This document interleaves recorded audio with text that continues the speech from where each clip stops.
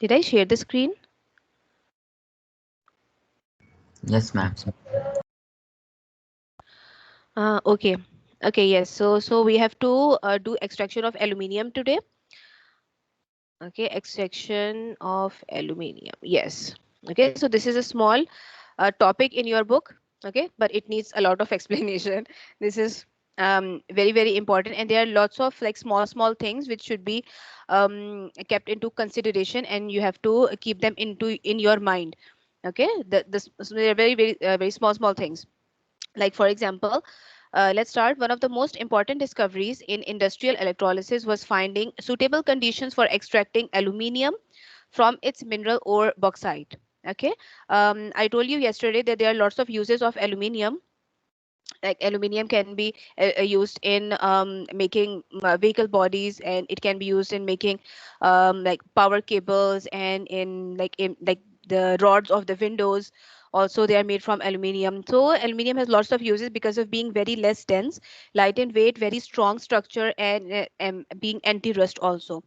Okay, so that's why we have to extract aluminium at a larger scale.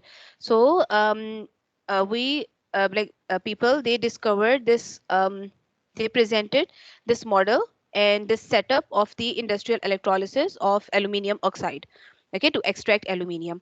Now what is this setup? We take a big chamber. Okay, there is a big tank of made up of steel. Okay, we are using steel to make the tank. Okay, steel also is anti-rust. Okay, so we are using steel. Then the cathodes are made, cathode is made up of carbon, cathode and anode, both of them are made up of carbon. Okay, carbon cathode negative, and carbon or graphite anodes positive. Okay, the negative cathodes, they are made at the lining, okay, on the sides and at the bottom of the tank. Okay, so this time the cathode and anode, they are not like this. They're not in the form of rods hanging from the top in electrolysis. Okay, this time only anodes are hanging from the top. So there's not only one anode because we are doing it on a large scale. So there are large, big anodes which are hanging from the top. Okay, and we connect this from to the positive terminal, making it anode. Okay, and the carbon which is present on the sides and at the bottom of the tank, this has been given negative sign. Okay, by connecting it with the negative terminal. So this is the setup, that anodes are hanging from the top. Okay, they hang the anodes from the top. Big anode cylinders. These are actually cylinders, big anodes. Okay, made up of carbon, and the carbon cathode is made on the lining and at the bottom. Okay, so during when you will study the whole process, then you will get to know that why carbon is at the bottom. What is the use of it? Okay, so the reason can also come that why carbon is present at the lining or at the bottom of the tank. So what is the reason? And this is the setup, and in the middle we have aluminium oxide in electrolyte. We are using aluminium oxide. Okay, aluminium oxide dissolved in cryolite. Okay, so why we are using this cryolite? Let's read from the paragraph and then I will tell you one by one. Okay, point wise. So the first way is to extract aluminium from its from aluminium ore bauxite. So this is the name of the ore. Okay, you have to remember that the ore of aluminium is bauxite, which contains aluminium oxide in it. Okay, the compound of aluminium. So bauxite is the ore of aluminium, and it contains aluminium oxide along with other things also. Okay, because we know that in ore there's not only one compound present. In ores there are other metals, other different compounds in small quantities. There are dust particles, there are like leaves and sand and other stuff is also present in ore. So we need to purify it. Okay, so the first step is the bauxite ore is first treated to produce pure aluminium oxide. Okay, so first treated means first we will purify this bauxite ore. Okay, purification. Purify this bauxite ore to get aluminium oxide. Okay, so the first step is purification. Then it is then dissolved in molten cryolite, sodium aluminium fluoride. This is we will use cryolite to melt aluminium oxide. Okay, aluminium oxide which we get from bauxite, because bauxite is an ore in the solid form. So the aluminium oxide which is present, in this bauxite, this aluminium oxide is also in the solid form. Okay, so we have to turn this solid into liquid aluminium oxide, okay, to use it in electrolysis, because in electrolysis we have to use electrolyte in the molten form or in the aqueous form. Okay, so we have to turn it into liquid. Okay, and the only way to turn it into liquid is to melt it. Now aluminium oxide has a very strong structure. Okay, it is very hard. It's the force of attraction between aluminium and oxide ions, it's very strong, that its melting point is very high. It will not melt easily. Okay, it has very high melting point. So what we do, we add a small amount of impurity on it to lower its melting point. That impurity is cryolite. Okay, cryolite is another ore. Okay, is another ore of aluminium. So we will use cryolite in the molten form as an impurity on aluminium oxide. Do you remember in first term you studied that impurity lowers the melting point in first chapter or in second? Impurity lowers Yes, the ma'am. melting point. Yeah. So if there is an impurity present, then the melting point will decrease and the substance will melt quickly. Okay, before its actual melting point. Like the ice also, the ice at room temperature, it melts at its normal speed. Okay, but if we sprinkle a little bit of salt on it, so salt act as an impurity and the ice cube will melt quickly. It will start melting fast. Okay, because of the impurity. So the same thing happens with aluminium oxide. Okay, aluminium oxide is a very hard solid, and when we add impurity on it, cryolite on it, then it will melt fast. Okay, so the reason of using cryolite, that why we are using cryolite, and the reason is that it lowers or it lowers down the melting point of aluminium oxide. Okay, so remember this point, that we're using cryolite because it lowers the melting point of aluminium oxide, lowers down. So aluminium oxide will melt quickly. And once it is melted, it is in a liquid form. Now we can take it as an electrolyte and we can perform electrolysis on it. Okay, so molten aluminium is attracted to the cathode and collects at the bottom of the cell. Okay, these are the half equations. I'll explain the half equations too.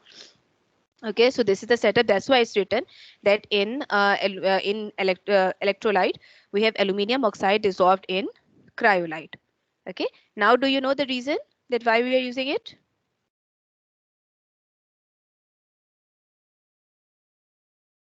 Boys, why we are using cryolite? Ma'am, to lower the melting point of aluminum. Yes, very good. Okay, to lower the we know that in past papers like a diagram will come, like big question, big statement, and then there are small parts of that question. So in small parts of aluminium oxide, extraction of aluminium, these small questions can come, that why we are using cryolite, why the carbon is present at the bottom, why the cathode is present at the bottom, and why we get carbon dioxide. Okay, I will tell you why we are getting carbon dioxide in the end also. Okay, so this is the setup. Now see this in the presentation, extraction of aluminium, I wrote all of these points in points. Okay, all of these things in points. Like aluminium ore, first aluminium is extracted from aluminium ore named bauxite. Bauxite is essentially an impure aluminium oxide. The major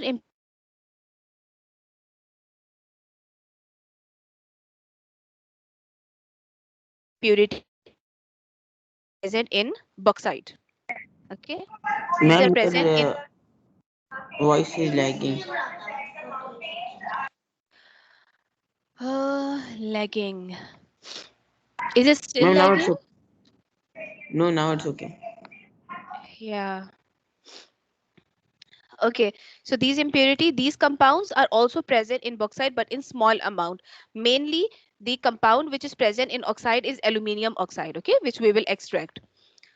So step 2 is bauxite is purified to get aluminium oxide, which is also known as alumina. Okay, like for example, we studied that silicon dioxide in first term in giant molecular structures. We studied that silicon dioxide is also known as silica. Similarly, aluminium oxide is also known as alumina. Okay, so this is the second name of aluminium oxide. So step 3 is after getting aluminium oxide, the aluminium oxide is electrolyzed in solution of molten cryolite. Okay, so this is the formula of cryolite, sodium aluminium fluoride. Okay, sodium aluminium fluoride. This is cryolite. Cryolite is another aluminium ore, but it's rare and expensive, and now it is made chemically. Now, once it is formed in the once we get it, once we get aluminium oxide in the liquid form, now step number 4 is we can carry out electrolysis on it to get pure aluminium. Okay, so this is the actually like a preparation that we are doing before performing electrolysis. Okay, so these are the steps. Then, and this is the whole setup. Okay, the same diagram which is in the book, same setup of aluminium. Now what happens that aluminium oxide Al2O3 in the liquid form, when we electrolyze it, when we pass the electricity, it will split into its ions. And what are the ions? Tell me. Al plus O. Yes, ma'am. Yeah, so no, tell me the charges. Al positive 2. Um, No. Sorry. Al positive 3. Mhm. Negative 2, I believe. Negative 2. Yeah, this 3 of O because valencies are written in cross. Okay. Yeah. Am I correct? Yeah. Yeah. Good. So aluminium is 3 plus because it's a metal and metals always form positive sign. So 3 plus and oxygen is 2 minus. Okay. And if we balance this equation, then two aluminium atoms will give 2 aluminium ions and 3 oxygen atoms will give 3 oxide ions. So this is the complete balanced ionic equation. Okay. Of aluminium oxide. So basically it's giving aluminium and oxide ion. Okay, so aluminium ion being positive, they will move towards which electrode?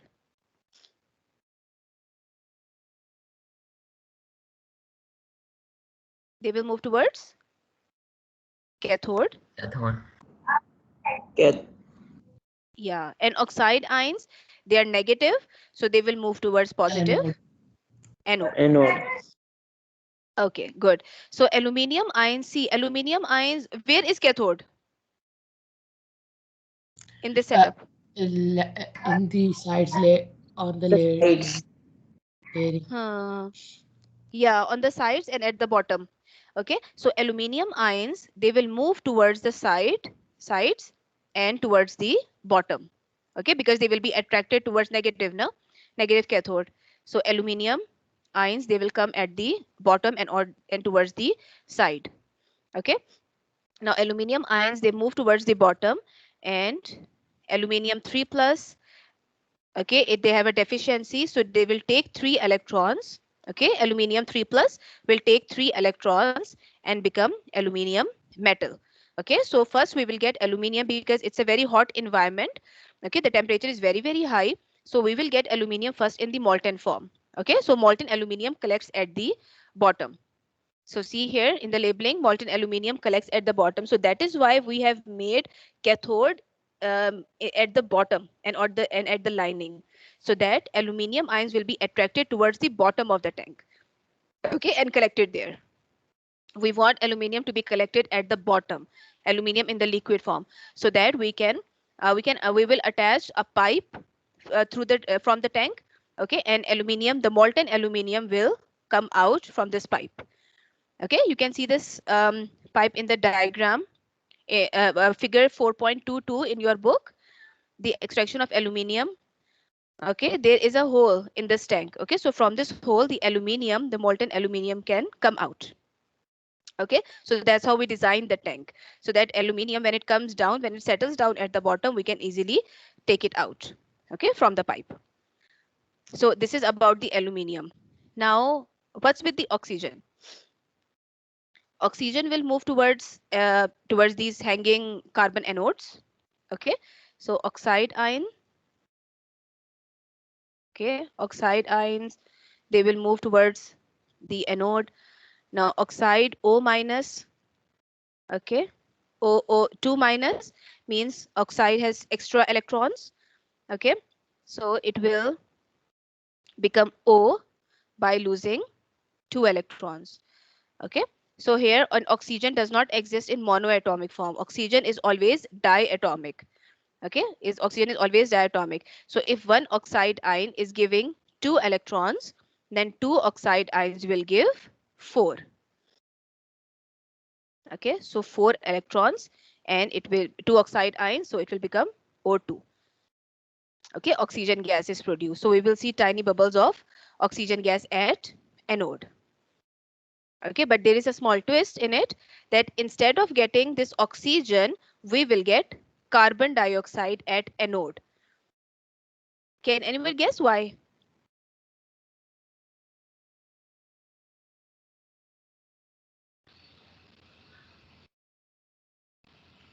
Ma'am, because we Because added cryolite. No. Ma'am, because they're because made of carbon. Anodes are made up of carbon. See, oxygen is a very reactive gas. Okay, oxygen is very reactive. So as soon as oxygen is formed and the reaction chamber is also very warm. Okay, we know that if something is very warm, if the solution is very hot, then it increases the reaction. Okay, it increases the reactivity. So oxygen, when it is formed and the reaction chamber is also very warm, very hot, so it will start reacting with the carbon anodes. Okay, as soon as oxygen is formed, it will react with carbon anodes to form carbon dioxide. Okay, so what happens to carbon anodes over the passage of time? They will start depleting in size. Okay, it will start becoming like this. Okay, it will deplete in size because the carbon being used up. Okay, carbon is used up in making carbon dioxide because of this oxygen. So instead of getting oxygen, we will get carbon dioxide, and we have to replace this carbon anodes regularly. Okay, with the new ones. We have to replace them because they will keep on decreasing in size. Okay, so this is another thing in this extraction, which is very important, that why the carbon anodes, why we have to replace the carbon anodes regularly by the new ones, because carbon is used in making carbon dioxide. Okay, when it reacts with oxygen. So instead of getting oxygen, remember, at anode, we will get carbon dioxide. Okay, and it's written in your book as well. I think it's written. Yeah, it's written here at the top of activity. Okay, before activity 4.2, it's written at the operating temperature of about 1000 degrees Celsius, the graphite anodes burn away in the oxygen to give carbon dioxide. Okay, so graphite anodes, graphite means carbon, carbon anodes, they burn away in oxygens. It means they react they react with oxygen to give carbon dioxide, which have to be, so they have to be replaced regularly. Okay, and carbon dioxide, we all know that carbon dioxide is very harmful. So if we release the carbon dioxide in the atmosphere, then it will be very harmful. It will be very hazardous to the environment. Okay, so this is the drawback of this extraction process. Okay, so it can come that what is the disadvantage of extraction of aluminium process. So the disadvantage is that it will produce carbon dioxide, which is harmful. Okay, so and the precaution of it is that we cannot let carbon dioxide escape into the atmosphere. We have to collect it. Okay, we should collect the carbon dioxide in making some other thing. There are many use of carbon dioxide, like in carbonated drinks, and we can use carbon dioxide to make dry ice. We can give carbon dioxide to the plants for photosynthesis. Okay, so there are many uses of carbon dioxide. So we can collect this carbon dioxide, but we will not let it escape into the atmosphere. Okay, then it will be harmful. So this is the disadvantage of this process. Okay, have you understood the process clearly, or and do you have any question? no, ma'am, no question. Okay, go through this over the weekend. Okay, and the slides also. In the next slide, it's written there half equations. Okay, and at cathode, because aluminium is gaining electrons, so it's reduction, and oxygen is giving its extra electron, so giving of electron is oxidation. So at anode, oxidation happens. Okay, so you should also keep in mind that reduction happens at cathode and oxidation happens at anode. Okay, and everything is written. Just give it a reading. Okay, and the uses of aluminium is also written. So aluminium uses can also come. Okay, that why it is important to extract aluminium, or why it is so useful. Okay, why it is of great importance, the extraction of aluminium. So these are the reasons. Okay, you can write some, you can learn some of the points that where it is used and why it is used. Okay, so I posted this presentation, you can go through it. Okay, and let's discuss the next topic. Okay, let's touch it or study some introduction of it. Electrolysis of solutions. Okay, this one. Now in electrolysis of solutions, we will do the example in the next class. Okay, but I wanted to give you introduction of it. In these solutions, now first tell me, what is the solution? How the solution is made? Ma'am, With a solute and a solvent. two or more elements. Not two or more When a elements. solute and a solvent are both together, it's called a solution. Yeah, solute and solvent. Okay, solute which is in small amount, not mostly in small amount, but the solute which is dissolved. Dissolved into solvent, yeah. Yeah, which is dissolved into the solvent. Okay, and then we have a solvent in which we dissolve the solute. Okay, so the solute and solvent, when both of them they meet and dissolve in each other, then they form a solution. And mostly we will take water as a solvent. Okay, so solution, electrolysis of solution means that ionic compounds dissolved in water. Okay, we will do the electrolysis. We studied that electrolysis, we will do electrolysis of two things. Either we can take the ionic compound in the molten form, okay, molten or liquid form, or we can perform electrolysis on aqueous solutions. Okay, the solutions. So solutions are that these ionic compounds plus water. Okay, so both things are present. So when we study electrolysis of solutions, it means that ionic compounds plus there is water involvement also. Okay, water will also disturb the electrolysis process. So the products will be different this time. Okay, in ionic compounds, like for example, we have PbBr2. Okay, we studied this example. So in PbBr2, it's very simple. We get lead ions, bromide ions, and in the end, it will give us lead and bromine gas. Okay, to identify the products of simple molten electrolysis is really easy. But for the aqueous solution, it's a little bit hard because there is water also present. Water will also give its ions, H positive and OH negative. Okay, so when we pass the electricity in apart from ionic compounds will split into their ions, but along with them water molecules will also split into their ions, positive and negative. Okay, so they will also take part in the electrolysis procedure. So see here the role of water in the electrolysis of aqueous solutions of electrolytes. So this is another presentation. I'll share this one with you also. This is only for the extraction of solutions. The role of water in the electrolysis, yeah, the situation is more complicated when you electrolyze a solution rather than a melt, okay, rather than a liquid. So situation is more complicated because of the presence of water.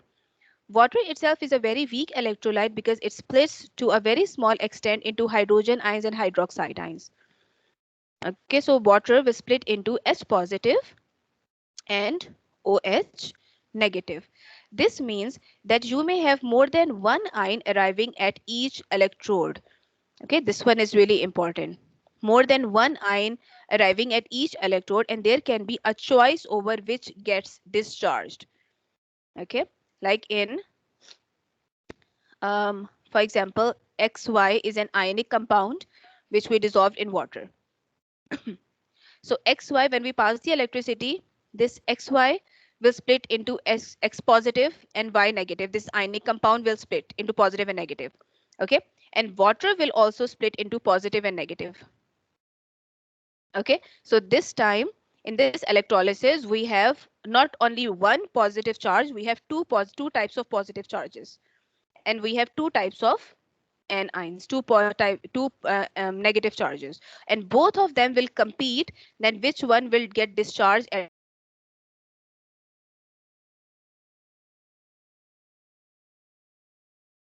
the electrode. Ma'am, your voice is not And coming. these are from, is it coming now? Voice? It Yes, stops in the Yeah. middle. Okay. So this X positive from the ionic compound and H positive from water, both of them will move towards cathode, negative cathode. Okay, both of them will run towards it. Okay, because they both will be attracted. Similarly, negative from ionic compound and negative from water, both of them will run towards positive anode. Okay, are you getting it? So like there is a competition between ions that which one will get discharged. Okay, because only one will get discharged. Like it's a race. It's just like a race. So that both of the ions, positive ions, X positive and H positive from water, both of them will run towards cathode. Okay, but only one will discharge. Okay, but which one will discharge, that we will see. Okay, that how to guess it. So we have to learn the reactivity series for that. So for example, okay, see it carefully. If you electrolyze sodium chloride solution, okay, if you electrolyze sodium chloride solution, then sodium ions and hydrogen ions from the water are both attracted to cathode. Okay, so when we electrolyze sodium chloride solution, so we get sodium ions Na positive, and we get hydrogen ions H positive. And being positive, both of them will be attracted towards cathode.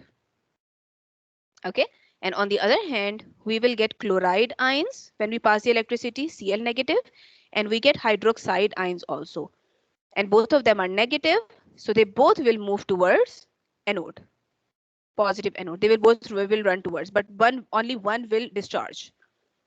Okay, and see on the other slide, I just wrote the ions. Okay, to make it more clear.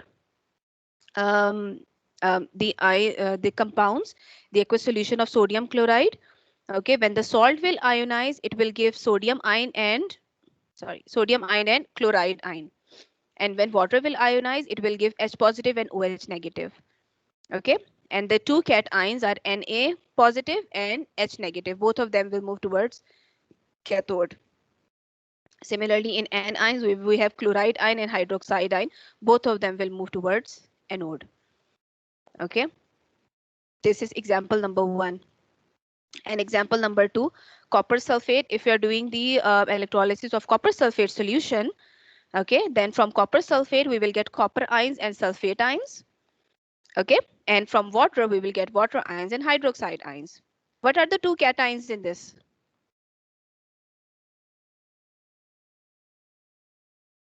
Two cations. Cu2 plus Cu2 plus copper ions and hydrogen ions. So both of them are positive ions. So instead of getting 1, we are getting 2 this time because of water involvement. And for anion also, we are getting sulfate and hydroxide. Okay, and this third example is of acid. If we are taking the acid solution, okay, in the acid solution, we know that in acids there is hydrogen present. Okay, so see here, from nitric, we are taking nitric acid here. Okay, these are just the examples of ions to explain you that which ions will be produced. So in when nitric acid will split, it will give hydrogen ion and nitrate ion. Okay, this is nitrate. So we get hydrogen ion and nitrate ion. From water, we will get hydrogen ion and hydroxide ion. Okay, so in the acids, both of them, acid is giving H positive and the water is also giving H positive. So in this way, when we are doing the electrolysis of acid, this is only for the acids. Okay, when we are doing the electrolysis of acids, then we will get only one H positive. only one positive sign, a positive ion. Okay, and the negative we will get 2 because hydroxide from water and nitrate from acid.